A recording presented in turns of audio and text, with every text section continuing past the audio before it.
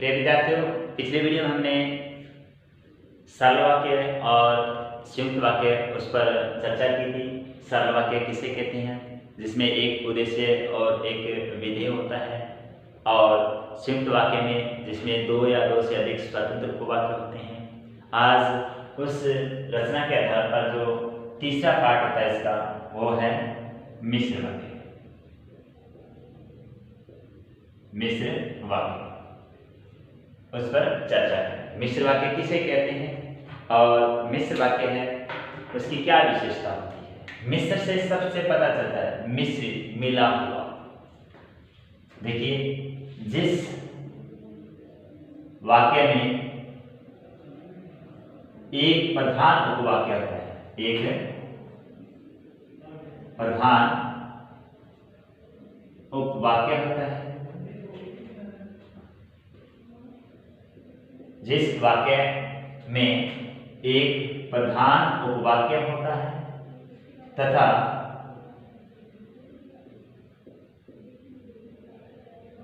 अन्य उपवाक्य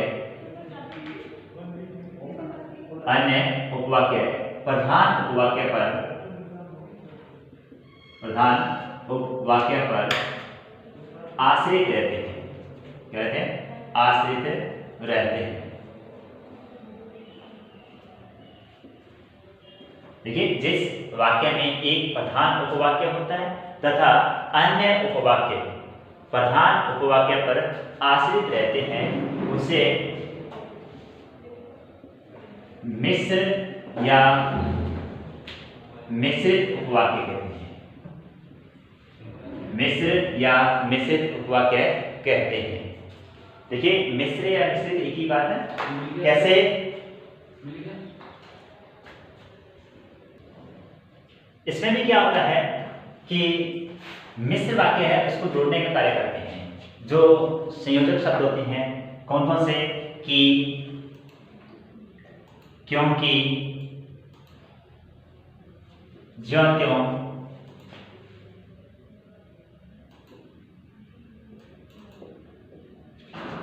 जब तब, जैसे वैसे,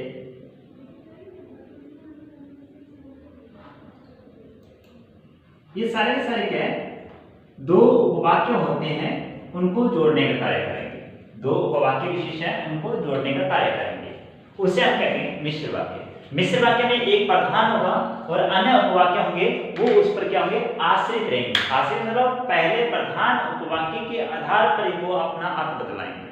प्रधान उपवाक्य होता है, उसी के आधार पर वो अपना अर्थ बदलाएंगे। जैसे लिखा हो, राम आज विद्यालय नहीं है। आज विद्यालय नहीं आया क्योंकि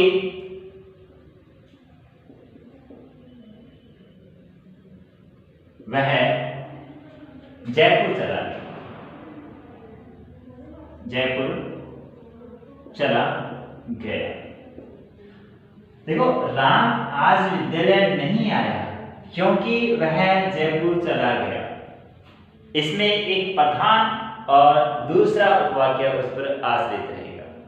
राम आज विद्यालय नहीं आया और वह आज जयपुर चला गया। एक तो वाक्य ये, और बीच में क्या है? संयोजन शब्द क्या लगा है? क्योंकि। वह जयपुर चला गया, वह जयपुर चला गया, ये उपवाक्य, और राम आज विद्यालय नहीं आया, ये उपवाक्य। इसमें प्रधान कौन सा है? प्रधान पहला कहलाएगा, और आश्रित कौन सा कहलाएगा? ये कहलाएगा। कौन सा? राम आज विद्यालय नहीं आया। क्यों नहीं आया? क्योंकि वह जयपुर चला गया। क्योंकि वह जयपुर चला गया। इस कारण से यहाँ राम आज विद्यालय नहीं आया, वह जयपुर चला गया। दो उपवाक्य, एक प्रधान और एक आश्रित कहलाएगा। एक क्या कहलाएगा? प्रधान और एक आश्रित कहलाएगा। दूसरा वाक्य में देखते हैं,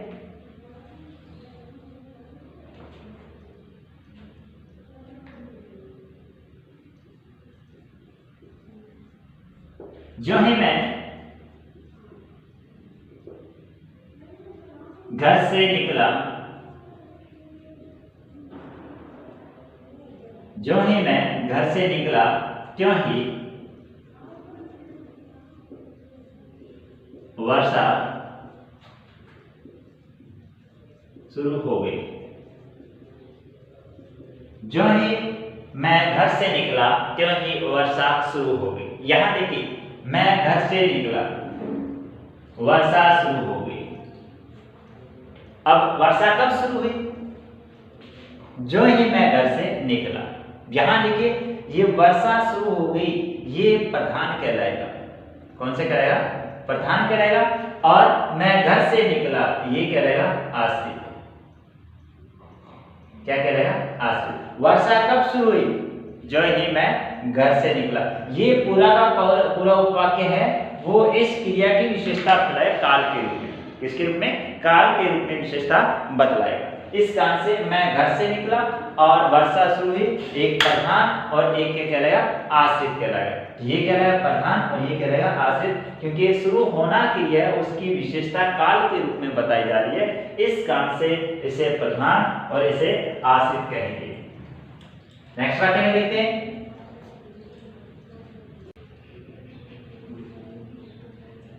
जब मैं घर पहुंचा तब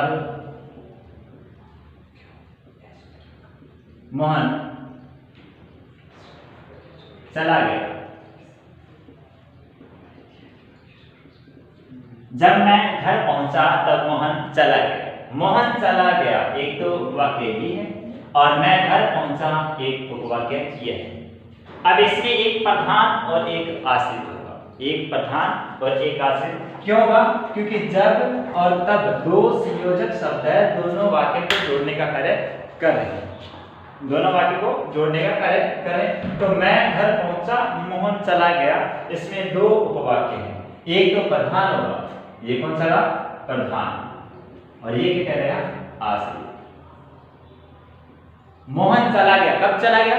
जब मैं घर पहुंचा। तो इस क्रिया की विशेषता बतला, इस क्रिया की विशेषता कौन बता रहा है? ये उपवाक्य बतला रहा है। कौन सा? मैं घर पहुंचा। ये पूरा का पूरा समय विशेष है, उसकी काल के रूप में बतला रहा है। इस कारण से इस उपवाक्य को क्या कहेंगे? आश्रित। और इसको क्या कहेंगे? प्रधान उपवाक्य कहेंगे। कौन सा कहेंगे? प्रधान उपवाक्य कहेंगे।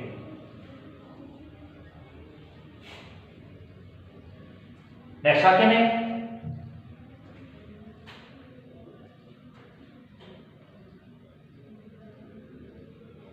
सोहन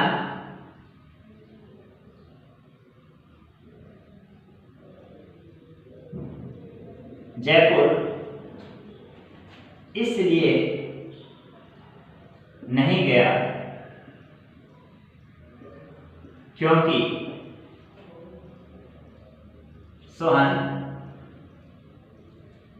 जयपुर इसलिए नहीं गया क्योंकि वह बीमार है। क्योंकि वह बीमार है। यहां देखिए, सोहन जयपुर इसलिए नहीं गया, वह बीमार है। वह क्या? बीमार। यहां देखिए, इसलिए और क्योंकि दो इसके अंदर संयोजक शब्द आए। दो संयोजक शब्द आए तो ये संयोजक शब्द क्या कहलाएंगे? इस वाक्य को जोड़ने का कार्य करेगा। दूसरी बात, ये मिश्र वाक्य है। मिश्र वाक्य क्यों है? क्योंकि और इसलिए साथ साथ आ गए। इसलिए अकेला आ जाता, इसलिए अकेला आ जाता तो हो सकता है ये किसमें? संयुक्त वाक्य में चले। आज की दृष्टि से वहां पता चलता है उसमें संयुक्त वाक्य में चले, लेकिन इसलिए के साथ में क्योंकि आ जाता है। या क्योंकि अकेला है तो मिश्र होता ही होता है, लेकिन इसलिए के साथ में क्योंकि भी आ जाए तो वो हमेशा कौन सा कहलाएगा? मिश्र वाक्य कहलाएगा। मिश्र वाक्य कहलाएगा। नेक्स्ट वाक्य, जैसे